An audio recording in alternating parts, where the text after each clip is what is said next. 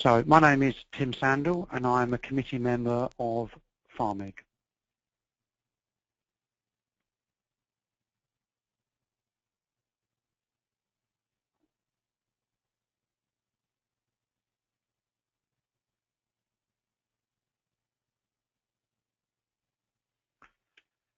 This presentation is about the revised USP chapter, which relates to the environmental monitoring of clean rooms for environments in which sterile products are filled.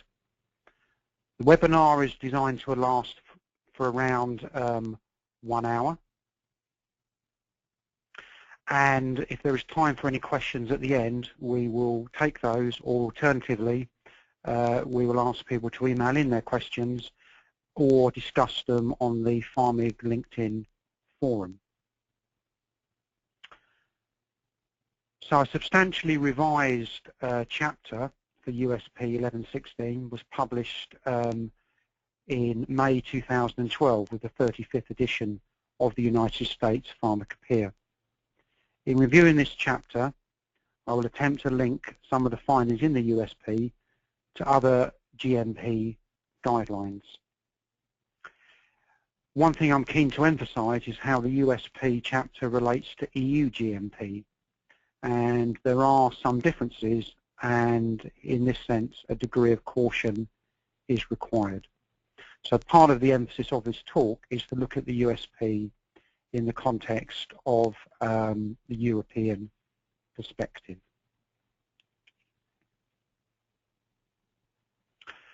Now there are different sources of guidance for environmental monitoring. Those that we can draw upon include regulatory aspects. So there is EU GMP, particularly Annex 1, which was last revised in 2009. Then there is the FDA Aseptic Filling Guide, which was revised last in 2004. In terms of Pharmacopoeia, there's USP 1116, for which a draft was issued in 2011, and the final edition was published in 2012, and that's the main topic of today.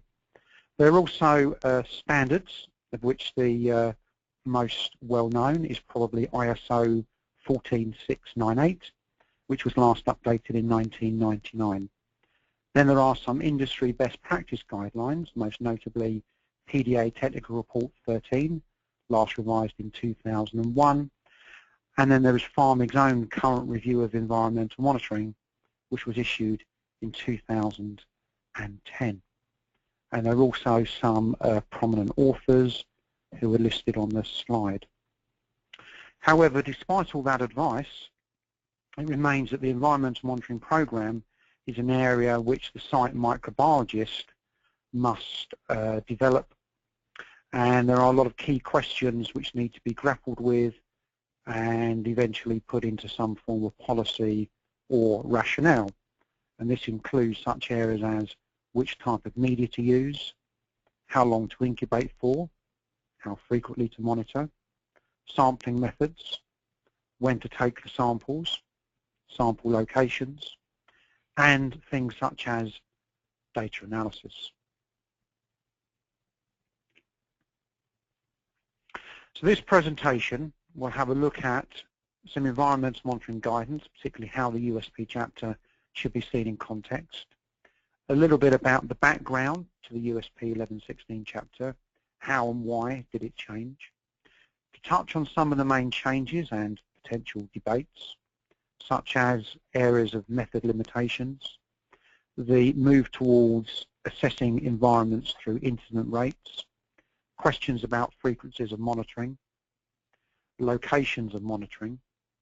We'll also have a look at some of the other, perhaps minor, but in some senses important changes. To have a look at the regulatory implications arising from the changes, and also to attempt to link how perhaps some of the changes in the USP help with the advancement of rapid and alternative microbiological methods.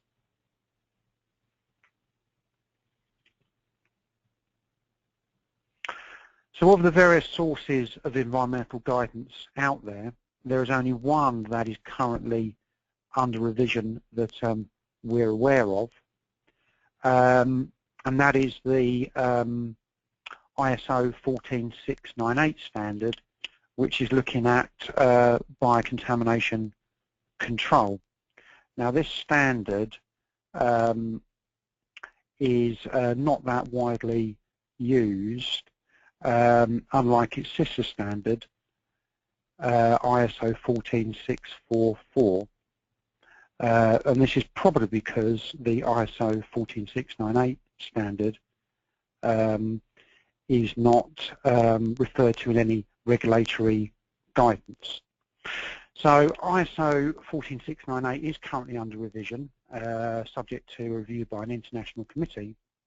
And one of the objectives of revising that standard is to possibly make it more similar to the non-viable particle monitoring standard, ISO 14644, and that is to come up with perhaps something to work as a viable classification standard for clean rooms, including an assessment of the condition of the areas at startup. And at present, a lot of the drivers for that change are coming from Europe. Now, personally, I'm not sure that the idea of using a grid approach to classify areas at rest is a good idea.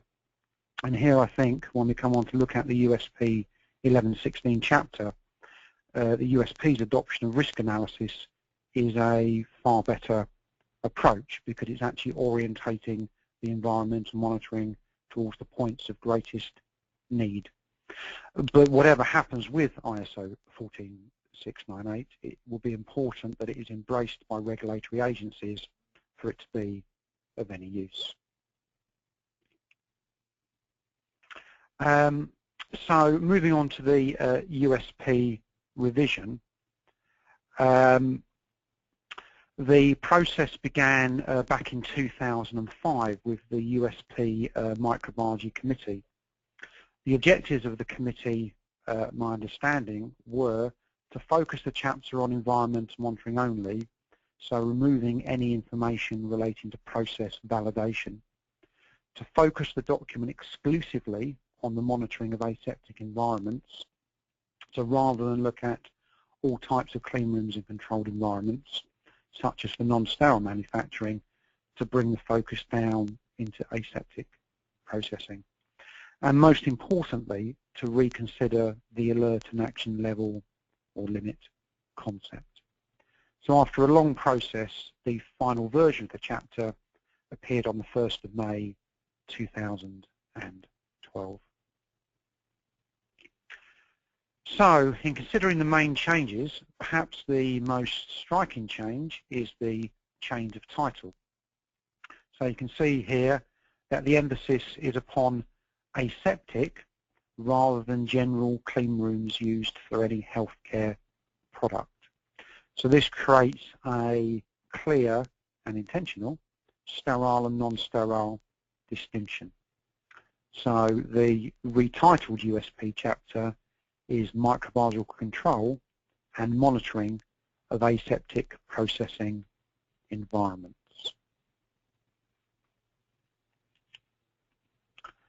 And leading on from that, the scope of the chapter has now been narrowed to look at the following areas. So we have pharmaceutical sterile products, bulk sterile drug substances, sterile intermediates, and excipients. So although the chapter is not applicable to non-steriles, those of you who are not working in aseptic manufacturing environments, there will be elements within the revision that will be of interest, and there may be aspects still to take away and to have a look at your own environmental monitoring regimes. The chapter is also concerned with certain types of environments, and here it classifies them as the conventional clean room with the mobile unidirectional airflow device, to blow-fill seal machines, to RAB systems, and RABs is an acronym for Restricted Access Barrier Systems, and then to isolators.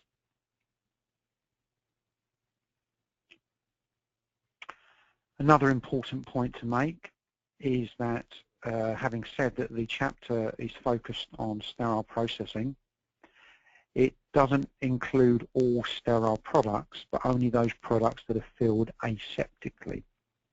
So terminally sterilized products fall outside the scope of the chapter. However, again, there are aspects of clean room design and operation within this chapter that those involved with the manufacture of products that are terminally sterilized will find of interest.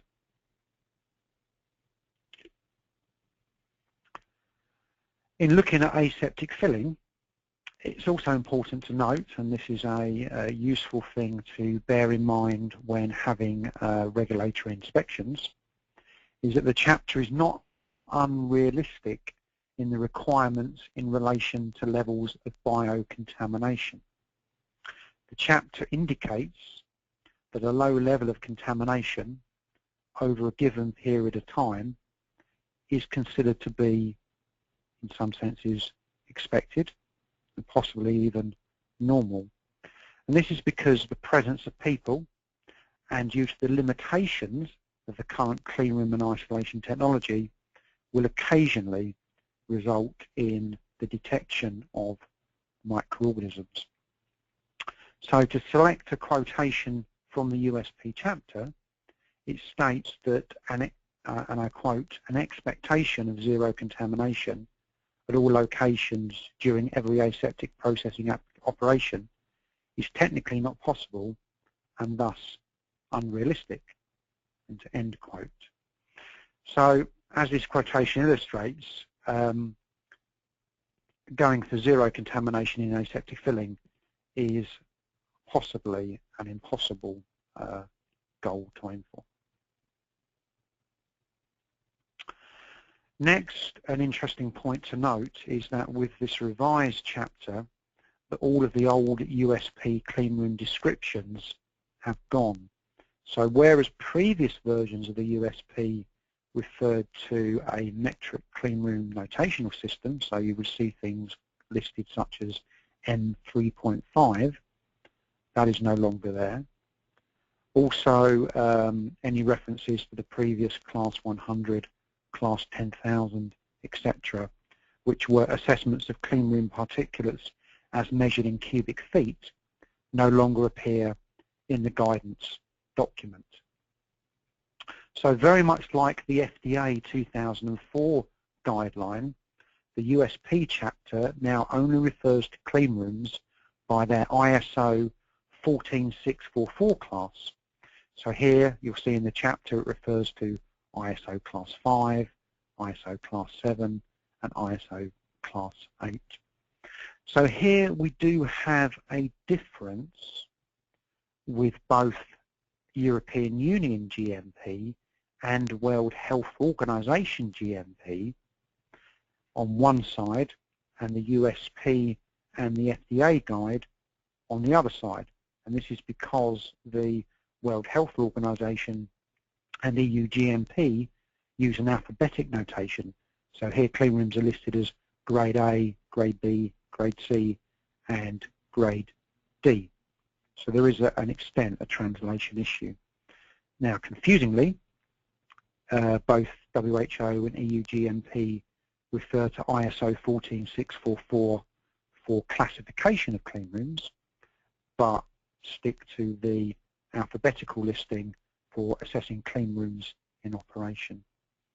It's also important to note that the ISO class 5, which is reserved for the aseptic core in FDA and USP, is not quite equivalent to EU GMP grade A.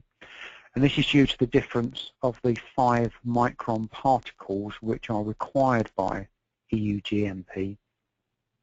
Here EU GMP has a limit of no more than 20 particles of 5 micron size in a measured cubic meter of air, whereas the ISO standard allows a limit of 29. So to cut to the chase, this means that EU GMP grade A is technically equal to ISO class 4.8 in operation. It's also important to note that unlike EU GMP, the USP chapter does not differentiate between particle count levels at rest and in operation. So with the USP, we can take it that at all times it's referring to clean rooms in operation. So I think it's just important to emphasize those transatlantic differences. The USP has some very useful information referring to the differences between clean rooms, RABs and isolators. And here it offers some very useful advice at looking at the relative risks and says that we should expect different levels of microbial contamination from different types of aseptic barrier systems. So the more intact or stronger the barrier, then the lower level of contamination risk there should be. And this is based on the degree of personnel interaction, based on the premise that people are the biggest risk to clean rooms. So the less that a person can interact with the aseptic core, the better this is and the less chance of contamination occurring. And we'll see later that these expectations are based on technological limitations rather than product risk itself. So in continuing to look at the main changes, as I've said, the chapter refers to the International Cleanroom Standard ISO 14644 quite a lot. So for the design, building, classification, verification and operation of cleanrooms, ISO 14644 is to be followed, particularly in relation to airborne particle cleanliness. And just to, as a reminder, hopefully not over egging it, but EU GMP only uses ISO 14644 for classification, but not for operation. The USP chapter also discusses some aspects of the physical operation of cleanrooms, and it discusses cleanroom air changes. And I think it does so because in ISO 14644, these are only offered in terms of guidance. The USP recommends for a modern cleanroom that at ISO class 8, there should be 20 air changes per hour. At ISO class 7, there should be 50 air changes per hour. And at ISO class 5, there should be around 100 air changes per hour. Now, those familiar with EU GMP will know that the current version of Annex 1 only uses the term appropriate air changes. Previous editions of EU GMP used to state a minimum of 20, but that is no longer the case. So again, we have a slight difference, USP coming down in terms of stronger recommendations for air changes. The USP chapter also notes air velocity, so it says that for localized unidirectional airflow protection for maintaining ISO class 5, there should be an airflow of 0.45 meters per second plus or minus 20%. And here we have a match with EU GMP and with the FDA aseptic filling guide. That's for the conventional unidirectional airflow device within a clean room. For isolators, the USP states that this needs to be user-defined. The USP chapter also discusses airflow visualization, or the smoke study, and says that these are required at ISO class 5. And the chapter very usefully says that an environmental monitoring program should only be devised once airflow mapping in the operational state has been completed, and then from that any HEPA filter or HVAC system issues have been sorted out. And this is because really the results of the airflow visualization should be helping with the decision as to where the environmental monitoring locations are placed. And the only way to really get a good feel within the aseptic core of where the best place to put a settle plate or an air sampler is through smoke study visualization. So moving on to environmental monitoring itself as a core subject. The chapter describes both particle and viable monitoring. So with particles, the USP states that it expects particle control, but it does acknowledge that there will sometimes be occasional fluctuations of particle counts within unidirectional airflow devices within clean rooms. It does say that there's a greater concern when particles start to be detected outside limits, and there is a very real concern when this is happening within isolators. In terms of viable monitoring, there is a lot of discussion about the relative inaccuracies of the methods, and I'll say something about that shortly. But it's useful to know that the USP considers that all environmental monitoring methods to be semi-quantitative, and this contrasts a bit with some other guidances which might infer that, say, something like an active air sampler is a straightforward quantitative measuring device. The USP adds greater caution that even here, due to particle loss and so on, that it really is a semi-quantitative test.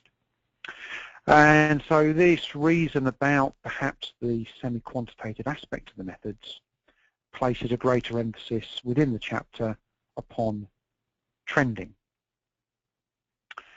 And in the context of this, the chapter reiterates that isolated counts will occur with aseptic filling, and aseptic filling is not sterile filling. And these isolated counts, it does use the term false positives, by which it means counts largely arising from personnel intervention. Now, personally, I'm not sure that the term false positives is the best one, because although, yes, it is something that may have come from the person intervening rather than from a HVAC system breakdown, this shouldn't negate the importance of that and the potential risk of microbial contamination occurring should, for example, that have occurred within the vicinity of a product sample or open vial or something similar. With environmental monitoring methodology, the USP follows standard practice in terms of the methods listed. So it talks about the monitoring of surfaces with swabs and contact plates or the Rodec plate, the monitoring of air through active air samples and settle plates, the monitoring of people through finger dabs and gown plates. So fairly standard, historically long-serving environmental monitoring methods. For contamination investigations, the USP does give some useful advice. It suggests that where levels of contamination occur, that one should have a look at the maintenance of HVAC systems and equipment, or perhaps review disinfectant practices, to have a look at unusual events and activities, to consider physical changes to air handling systems and to environmental control, such as temperature and humidity, and the one that's often thrown up regularly, rightly or wrongly, in many out-of-limits investigation, to go and have a look at staff training. The USP chapter also then considers culture media and the incubation regime. So with culture media, it discusses soybean casein digest medium, or what everyone commercially knows that known as TSA, tryptone soy agar. With incubation, it talks about the need to have a low and a high temperature, and it discusses a range of 20 to 35 degrees centigrade for not less than 72 hours. However, usefully, the chapter does state that a fungal medium, such as suberodextrose agar, may be used if the recovered environmental flora suggests that such an agar medium is required. And obviously at the moment, particularly with FDA, the presence of fungi in clean rooms and controlled environments is a hot topic. Whether an organisation should go with one or two culture media is one of the big recurrent debates within pharmaceutical microbiology, and much depends upon the facility microflora and in relation to validation studies. The USP also addresses the subject of anaerobic or microaerophilic microorganisms, and it states that in certain circumstances, such as where a process is using nitrogen gas lines, or perhaps following a sterility test failure where the fluid thioglycolate medium has detected contamination, then it's quite useful to consider the adoption of an anaerobic or microaerophilic monitoring regime. And people who listened to a recent webinar which I took part in with Scott Sutton and Tony Kundell will know that the Human Microbiome Project had indicated that there may well be perhaps greater levels of anaerobic bacteria, particularly Propionibacterium, carried on the human skin than perhaps has been conventionally considered. Okay, so moving on to the monitoring methods. The USP does touch on settle plates and generally infers that settle plates should be used as indicative only and should not really, due to their limitations, be considered as quantitative measurements, which does draw up another contrast with EU GMP Annex 1. And those familiar with Annex 1 will know that it recommends semi-quantifying any counts recorded on the settle plate by expressing the number of colony-forming units as the CFU recovered over a 4-hour period. So here we have a difference. There's also perhaps a difference from, say, some of the work carried out by Bill White, which is quite robust in the defence of settle plates and indicates that where the settle plate's in the right location, then as an indicator of gravitational settling, it can be quite revealing about the potential risk to products and contamination. So the USP is quite rightly, in my view, very cautious with environmental monitoring, and it states that no environmental monitoring program, no matter how robust and no matter how many samples there are, can or should attempt to prove sterility. It emphasises that environmental control is more important than environmental monitoring. Really, the monitoring is checking that the physical aspects of control are as we expect them to be. It discusses the value of media fill simulations, and that provides a valuable layer of confidence about the aseptic process, and emphasises that environmental monitoring really is this sort of check of how well controls are going. It also adds a further caution, and this is that environmental monitoring requirements have in many people's eyes, including regulators, but also the way microbiologists are perhaps sometimes interpreting the data, that these methods are involved in a way that does not really consider the analytical capability of the methods. So it's warning that we're expecting more from the methods in terms of their ability to detect low-level contamination and the ability to differentiate between a few colony-forming units than the methods themselves are really capable of achieving. So in this sense, all environmental monitoring methods are flawed because they have a level of inaccuracy, because they vary, because people can easily contaminate them, and this becomes a big problem when assessing the ISO Class 5 or grade A environment, that no single method can capture everything, and in general they're very poor at recovering damaged or stressed microorganisms. In fact, the very types of organisms that we would expect to find surviving within the harsh environment of the aseptic filling area. So for example, with active air samplers, there are various different types of models on the market, such as those that work by impaction or centrifugal force or filtration. So there is variation between the models.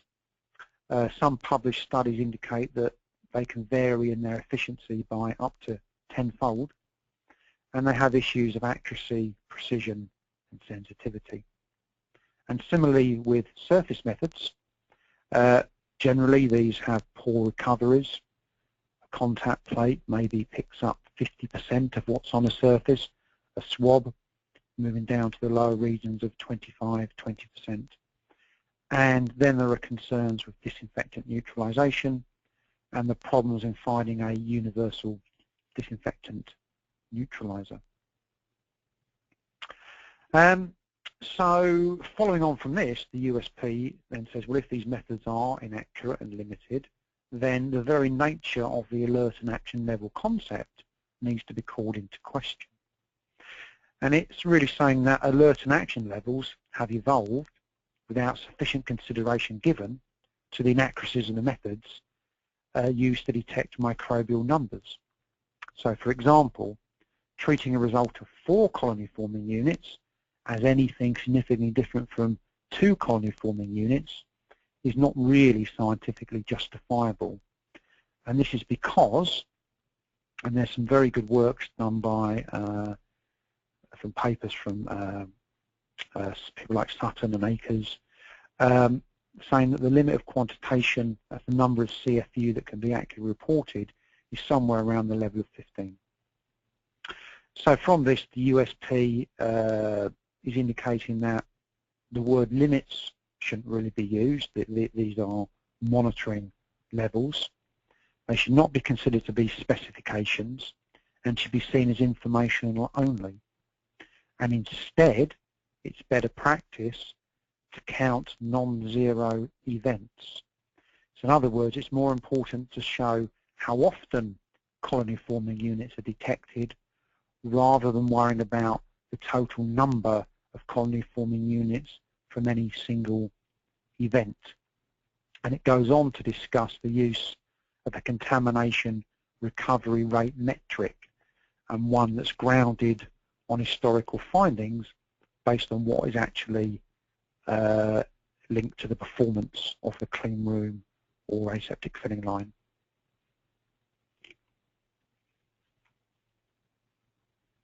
And there's also an inference that once these contamination rate metrics are established, they should remain relatively stable over time with little variation. So let's just pause and consider these key points. Our environmental monitoring methods are inaccurate, so perhaps it's wrong simply just to enumerate the numbers of colony-forming units. It may be better to count the incident rates and investigate out-of-trend situations.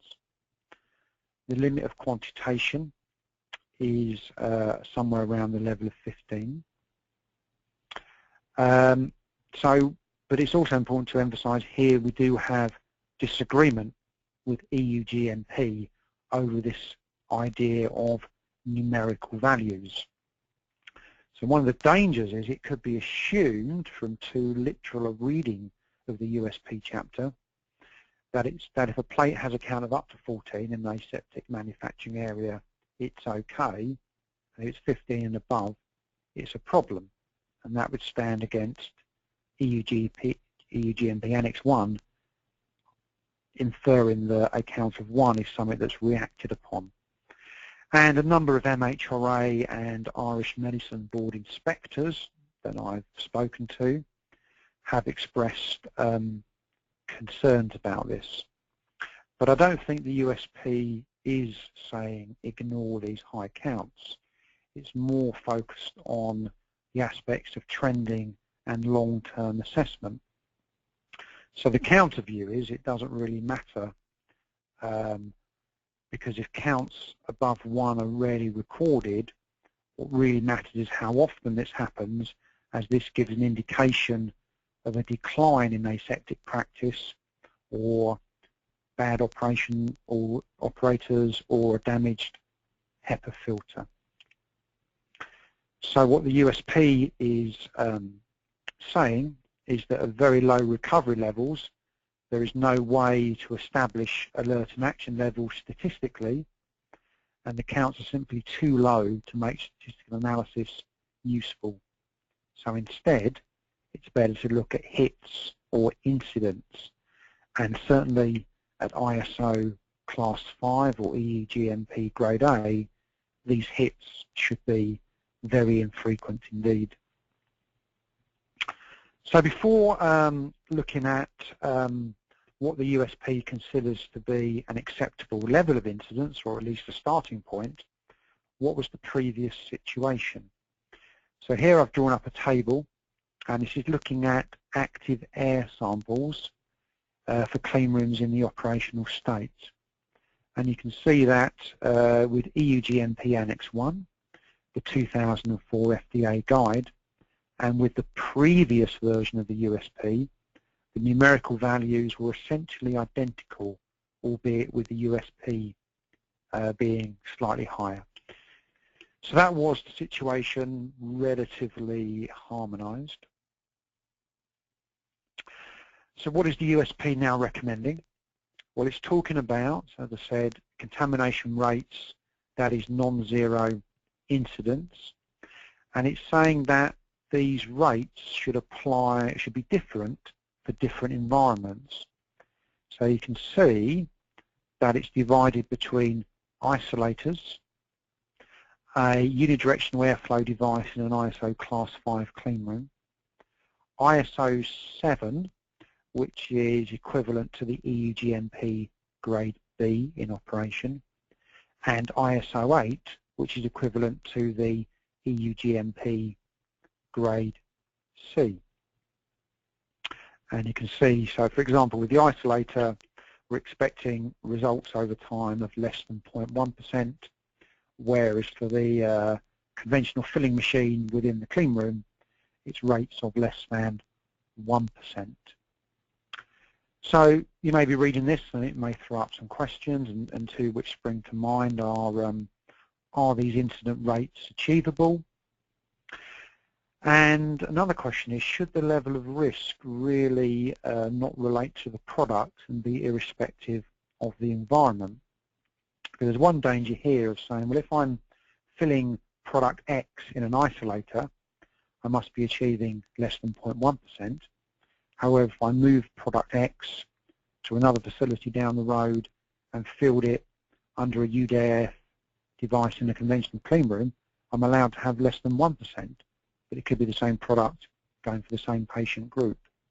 Is that right? So is it right to set contamination rates on the technology, or should it be based on the product? And that's an interesting point to discuss at some point. USP then goes further with these contamination rates that were on the previous slide and says that these should only be set initially. And after a period of time, the user should then set rates based on their own historical data. Once that historical baseline has been set, then the rates should be looked at on a monthly basis, and as part of this monthly review, when the rate goes above, that should trigger an investigation, and if that continues, then it would lead to things like the suspension of filling. So just as an example, I was playing around with some data, and I picked a grade B ISO class 7 clean room, and I took some active air sampling data and looked at a period of 1 year, and considered on this slide how the data might be presented and compiled on a monthly basis. And you can see with the histogram and with the frequency distribution chart how this particular room does not meet the recommended USP because there are more than 5% non-zero events. In fact, we've got 81% of our samples are zero and 19% are non-zero. Is this a problem? If you analyse the data further, looking at the counts, if you were to take the EU GMP recommended action level, which these are air samplers, so that's 10 CFU per cubic metre, then only 0.6% of the samples exceeded that value. So from an EU GMP Annex 1 perspective, this set of data, it's a couple of samples over action, might trigger investigation, overall not too bad. From the USP perspective, it could infer an area that's out of control. Taking that data further and putting onto a Shewhart chart, here you can see that there was a period, a small concentrated period where the counts were out of limits, and then a much wider set of data where the counts have been in limits. So it's not a continual rolling series of non-zero events distributed over time, but an actual concentration. So it's an interesting issue, and it just shows how you can take the USP approach and the EGMP approach, present data in different ways, look at it differently, and come up with different answers and different problems. So moving on to other things within the USP chapter, the USP gives some advice for Kappa in relation to out-of-limits microbial events, be that counts or incidents that require investigation. And it gives a useful list, and I've just picked a few things from that list, but it questions whether the sanitisation program has been revised or needs revising, whether the selection of a disinfectant is correct, whether the frequencies of application of disinfectant are suitable. It considers increased surveillance of personnel by supervisory staff, consideration of the microbiological sampling methods and techniques, and also touches again on the issue of training, which is always the recurrent one in most discussions of Kappa. The USP also gives some useful information and guidance about environmental monitoring frequencies of sampling. So first of all, it looks at isolators and recommends that active air sampling is done once a day, surface sampling is done at the end of each campaign, and glove sampling is a risk-based thing left to users' discretion. So this might appear as perhaps less rigorous than the EU GMP Annex 1's recommendation of continuous monitoring, particularly in the context of aseptic filling. Next is the RABS systems, the glove port devices. And the USP 1116 draws a distinction between the open RABS and the closed RABS, and says these are clearly different regarding their respective ability to manage contamination risks. So the open RABS, it recommends monitoring around the same level as the conventional clean room. That's the UDF device within the clean room, where there's a degree of direct operator intervention.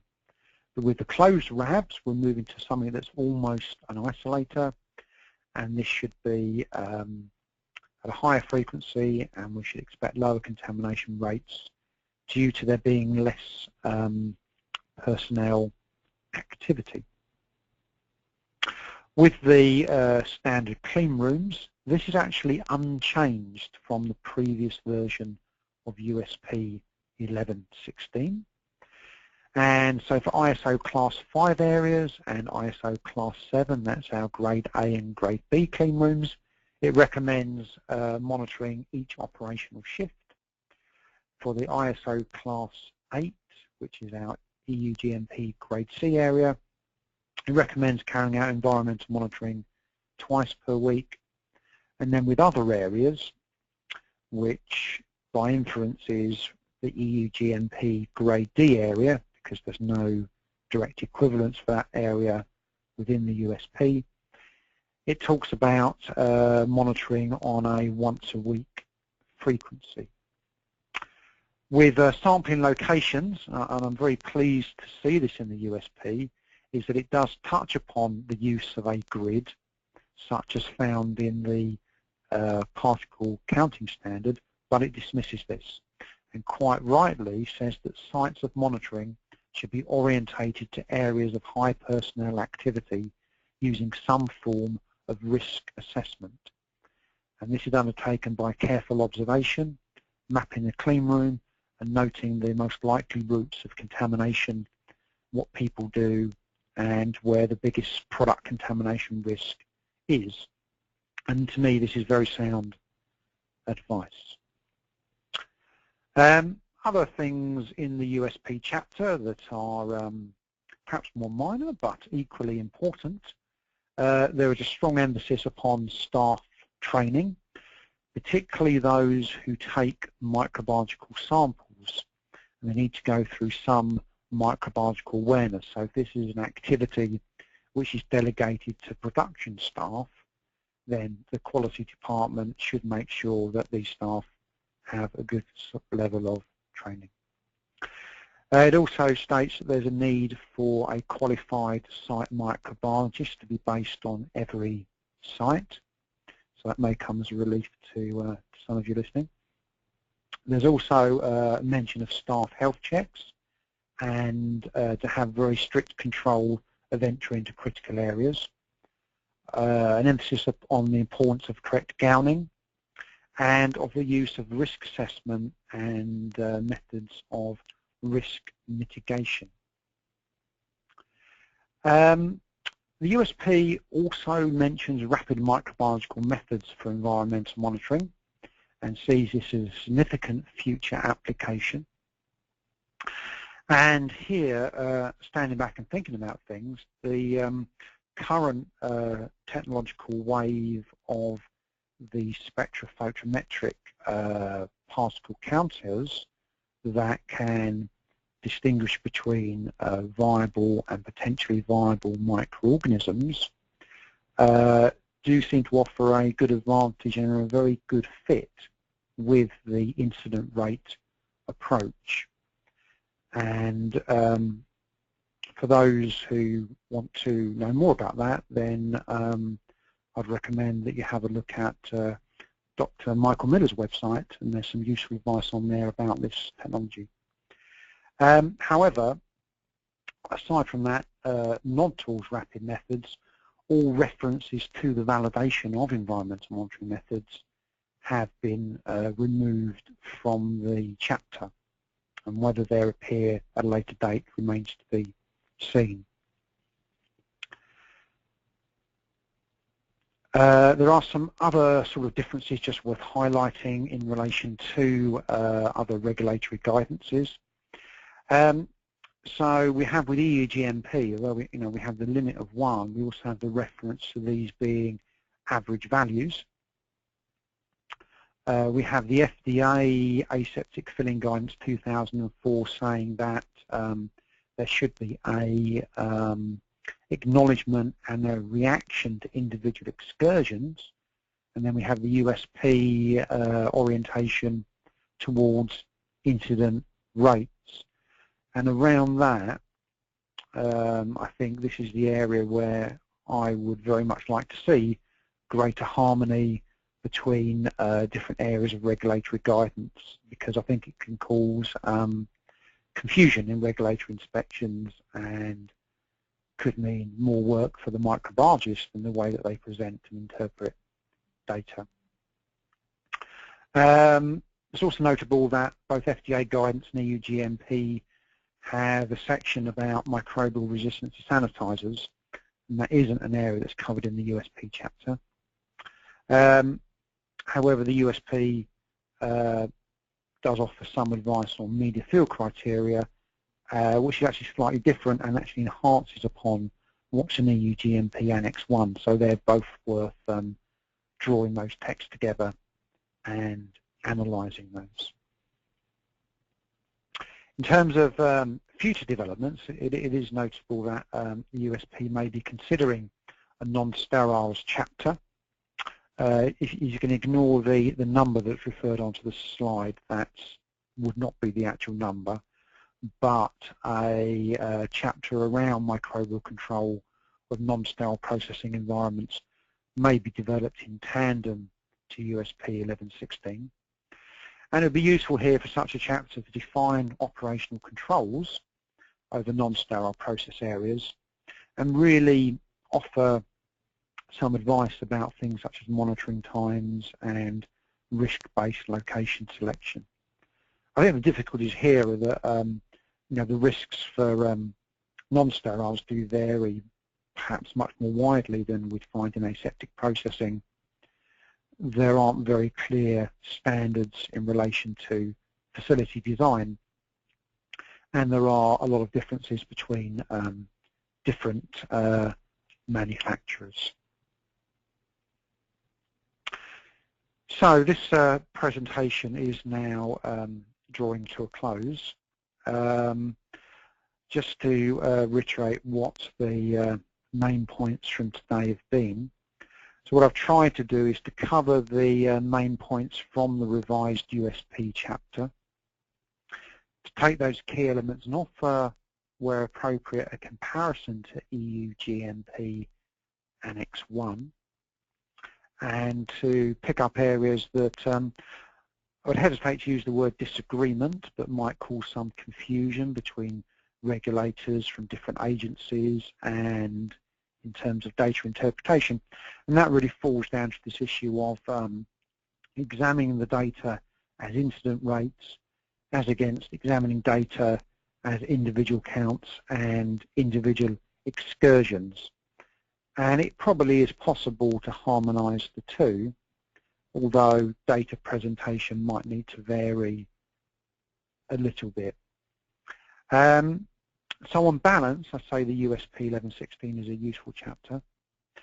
I think that, I speak for many people, it would be very good if we could move towards harmonisation of guidance in relation to sterile product and aseptic processing. And the USP has made a step forward. ISO 14698, the biocontamination control standard, is under revision, and those who have access to national standards bodies can begin to influence that process. And EU GMP Annex 1 is under revision, and rumour has it that a new draft might be made available later this year. So I'm just going to close up and say that this webinar was brought to you by PharMig, a pharmaceutical microbiology interest group, which is based in the UK and Ireland. And this webinar was provided free by PharMig as a benefit to the pharmaceutical industry. As stated on the slide, PharMig offers a number of training courses and has a wide variety of publications. And if you look at the website link on the slide, that will take you there, and you'll be able to see publications relating to environmental monitoring, microbiology laboratories, non-sterile manufacturing, disinfectant, endotoxin testing, and so on. PharMig intends to run some other webinars throughout the year, and we'd be very interested to hear your thoughts and ideas as to suitable topics. So if you have any ideas, or if you have any comments on today, then please can you either email info@pharmig.org.uk, or if you're on LinkedIn, If you go to either the Pharmig LinkedIn group or to the Pharmaceutical Microbiology LinkedIn group, please post comments and questions on there, and we look forward to hearing what you have to say. And I've enjoyed delivering this presentation, and I hope it has been some use to the industry. So we are now signing off, and on behalf of Pharmig, we wish you a good afternoon. Goodbye.